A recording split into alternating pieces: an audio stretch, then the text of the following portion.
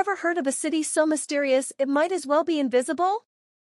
I mean, picture this, a whole place stuffed with secrets older than dirt, guarded by a magical genie who used to be King Solomon's right-hand man? Sounds like something out of a fairy tale, right? Well, believe it or not, there's some whispers about this city in, like, totally legit historical texts. That's right, we're going down the rabbit hole today to explore the legendary enchanted city of Copper. This place is all about the mystique. Anyone who even thinks about taking a peek behind those giant walls gets vanished quicker than a magician's rabbit. Pretty wild, huh? Hey history buffs! Welcome back to the Princess of Horror channel.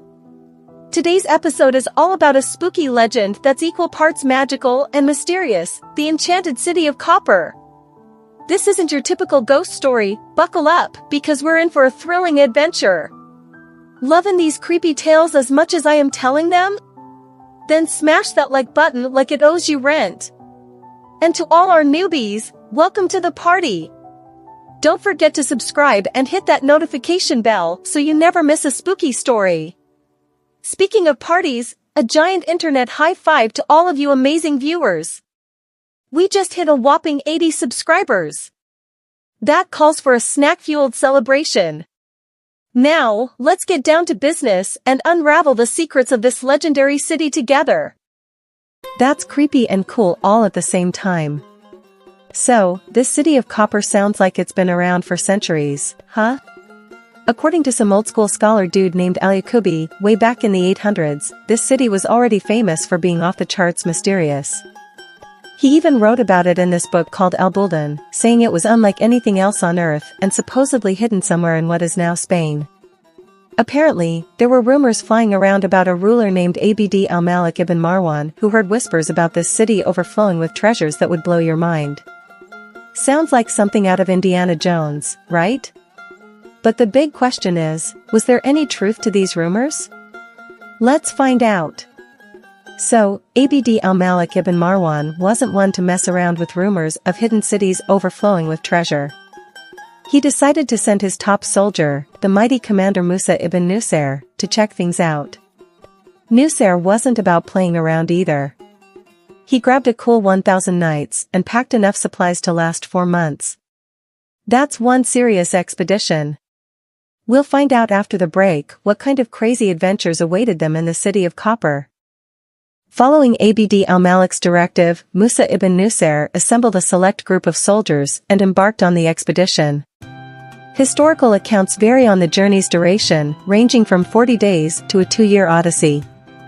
Some narratives even suggest sightings of a distant radiance emanating from the city days before their arrival. As they drew closer, a palpable sense of dread descended upon the ranks. An unsettling feeling arose, a premonition that they were nearing a domain forbidden to mankind. Following their arduous journey, Ibn Nusair's men finally arrived at the city of Copper. The sight that greeted them was awe-inspiring and unsettling in equal measure. Towering city walls, unlike anything they had ever witnessed, stretched before them, their immense height and imposing presence a stark warning. As night fell, the soldiers erected their camp in the shadow of these formidable barriers. But their rest was far from peaceful. Throughout the long, dark hours, the camp was filled with disorienting voices and unsettling whispers that seemed to emanate from the very stones of the city itself. As the first rays of dawn pierced the darkness, a heavy silence settled over the encampment, broken only by the hushed whispers of anxious soldiers. Determined to unravel the city's enigmatic secrets, Commander Ibn Nusair tasked 2 of his most skilled knights with meticulously surveying the perimeter of the towering walls, searching for any potential entry points. Accounts of their mission vary, with some sources indicating a grueling 2-day expedition while others claim a more protracted 6-day odyssey. Regardless of the exact duration, the outcome remained the same. Upon their return on the 7th day, the knights delivered a chilling report to Ibn Nusair. The city walls were devoid of any doors, or even the slightest hint of an opening. The once confident soldiers were left bewildered, their minds struggling to comprehend the impenetrable fortress that stood before them. The silence after Ibn Nusair's order to build makeshift ladders was deafening. The soldiers, hardened warriors though they may have been, were rattled by the unsettling events of the previous night. Fear had woven its icy fingers around their hearts, paralyzing them with indecision. Seeing the trepidation in their eyes, Ibn Nusair didn't waste time with empty threats. He knew a more pragmatic approach was needed. With a steely glint in his eye, he addressed his troops once more, his voice ringing out with authority. Who among you possesses the courage to scale these walls and report on what lies beyond? A reward of 10,000 gold coins awaits the one who brings back information. A heavy silence descended upon the camp following Ibn Nusair's directive to construct makeshift ladders. The unsettling events of the previous night had shaken the soldiers' resolve, even those known for their unwavering courage. Recognizing the trepidation in their eyes, Ibn Nusair understood that forceful pronouncements would be ineffective. A more practical approach was necessary. With a resolute demeanor, he addressed his troops once more, his voice projecting authority. Which one of you possesses the courage to ascend these walls and report on what lies beyond? A reward of 10,000 gold coins awaits the one who successfully returns with information. This offer proved to be a compelling incentive. Financial rewards often have a profound impact, instilling bravery where it may have previously been lacking. One soldier, emboldened by the prospect of such a significant financial gain, stepped forward. The promise of wealth undoubtedly motivated him to attempt the daunting task of scaling the formidable walls. As he began his ascent, all eyes followed his progress with a mixture of cautious anticipation and nervous apprehension. Upon reaching the summit, the soldier's behavior took an unexpected turn. He emitted a disturbing laugh and, to the astonishment of his comrades, hurled himself over the opposite side of the wall. Despite this unsettling development, Ibn Nusair remained remarkably composed. He calmly addressed his remaining troops once more, reiterating the terms of the reward. Who among you will volunteer to investigate the fate of our comrade and return with intelligence regarding the city? The reward of 10,000 gold coins remains available. Faced with a series of failed attempts to ascend the city walls, Musa Ibn Nusair devised a new strategy. He directed his soldiers to excavate a subterranean passage beneath the city's formidable fortifications, hoping to gain entry from an underground vantage point. However, their excavation efforts were met with an unexpected obstacle. Regardless of the depth they reached, their shovels repeatedly struck the same solid material, the very foundation stones of the city walls themselves. These seemingly endless structures persisted for an extended period, forcing the soldiers to halt their digging upon encountering groundwater. Unwilling to accept defeat after their arduous journey and the tribulations they had endured, Musa ibn Nusair formulated a new course of action. Historical accounts mention a nearby lake rumored to be overflowing with riches. Ibn Nusair, determined not to return empty-handed, led his army towards this legendary body of water. Upon reaching the lake's shore, they were confronted by an enigmatic figure standing on the water's surface. This otherworldly presence, when questioned regarding its identity, revealed itself to be a jinn, a powerful supernatural being, impressed in the lake by King Solomon himself. The jinn further imparted the cryptic message that numerous copper jars lay submerged beneath the surface, before inexplicably vanishing from sight. The encounter with the enigmatic figure on the lake's surface piqued the curiosity of Musa ibn Nusair and his soldiers, particularly regarding the mentioned copper jars. Fueled by this newfound intrigue, several soldiers volunteered to venture into the depths of the lake. Their efforts were rewarded with the retrieval of numerous copper jars, each one sealed with lead. The first jar, upon being cautiously opened, unleashed a scene of startling grandeur. A genie, wielding a spear and mounted upon a steed, erupted from the vessel and ascended into the sky with a thunderous proclamation, "O great Solomon, I will not return, I will not return." This unsettling scene repeated itself with the subsequent opening of several more jars. In light of these disturbing events, Musa ibn Nusair exhibited a commendable degree of prudence. He recognized the potential perils associated with further exploration of the jars and made the wise decision to have them return to the depths of the lake. After all, no individual in their right mind would willingly release malevolent spirits from their confinement. After persisting through numerous challenges, Musa ibn Nusair and his army finally reached the shores of a tranquil lake. Juxtaposed against the serenity of the water stood an imposing copper statue depicting a man clutching a tablet. The inscription upon the tablet served as a stark warning: there is no place beyond this point. Turn back, or face certain death if you venture into this land.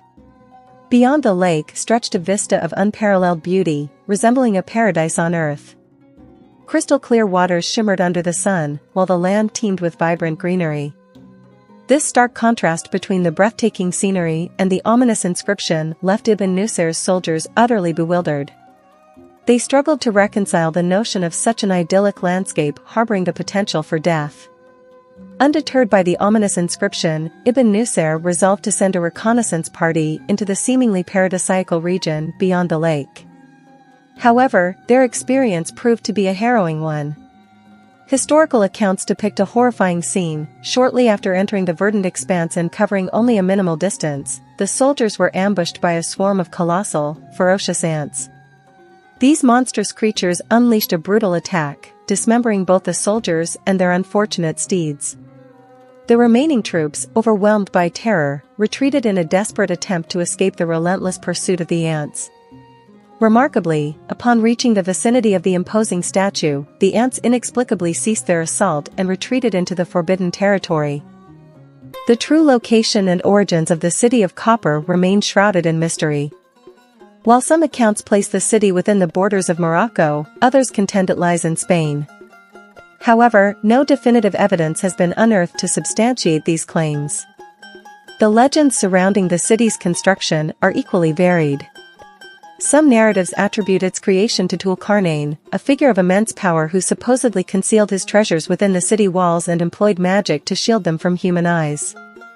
Alternatively, other tales propose that King Solomon, a legendary ruler with dominion over jinn, powerful supernatural beings, commanded this very genie to construct the city by his will. Despite these diverging accounts regarding the city's origins and geographical location, one common thread persists throughout the various historical narratives: Musa Ibn Nusair's repeated attempts to penetrate the enigmatic city all failed. With one solitary exception, that is. Upon reaching the enigmatic city of Copper, the soldiers encountered a sight both fascinating and frustrating: 25 grand doors adorned the city walls. However, their attempts to open even a single one proved futile. Faced with this obstacle, Ibn Nusair, as documented previously, ordered his troops to scale the formidable walls. One soldier, seemingly impervious to a pervasive enchantment that had overtaken his comrades, emerged as an exception. He remained inexplicably inert, seated upon the edge of the wall for a full hour, before finally emerging from this trance-like state. Regaining his faculties, he proceeded to traverse along the wall until he reached a watchtower adorned with a rather curious statue, a knight mounted upon a steed. This particular statue bore an inscription that offered a glimmer of hope: "If you desire to open the doors, rub my hands." Heeding the inscription's instructions, the lone soldier rubbed the hands of the knightly statue. Miraculously, one of the city's grand doors swung open in response to his actions. He devised a strategic plan. He divided his remaining forces into two contingents. One contingent would accompany him into the city's interior, while the other would maintain their position outside, guarding the perimeter. With a mixture of apprehension and anticipation, Ibn Nusair and his chosen soldiers entered the city of Copper. The sight that greeted them was both chilling and unsettling. Numerous bodies lay strewn across the ground, their postures eerily peaceful, resembling individuals slumbering rather than deceased. Despite the unsettling scene, they persevered, venturing deeper into the city's heart. Their journey culminated at a palace of unimaginable grandeur, its opulence exceeding anything they had ever witnessed. Awestruck, they entered the majestic edifice, their eyes widening at the sight of an abundance of precious jewels and treasures adorning its interior. Their exploration continued until they arrived at a substantial chamber located within the palace's depths. Upon entering the sizable chamber, a sight of captivating beauty unfolded before them. A woman of remarkable pulchritude, adorned in silken garments and a regal crown, lay reclining upon a luxurious royal bed. Flanking her on either side stood imposing copper statues, each wielding a formidable sword. Fixed to the bedpost was a plaque bearing a clear inscription: "Take what you desire, but approach neither the crown nor the jewels adorning my person."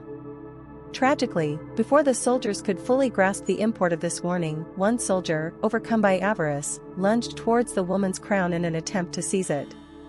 With horrifying swiftness and without a moment's hesitation, the two statues sprang to life, fulfilling their programmed duty with deadly efficiency. The transgressor met an instant and gruesome demise, his head severed from his body in a single, brutal stroke. In the aftermath of this gruesome incident, a sense of dread and foreboding permeated the chamber. Ibn Nusair, recognizing the dangers associated with further exploration, issued a swift command. His remaining soldiers, shaken by the horrific display of violence they had just witnessed, readily obeyed. Leaving the opulent chamber and the treasures it contained untouched, they exited the palace and the city itself. Thus concluded Ibn Nusair's ill-fated expedition to the enigmatic city of Copper.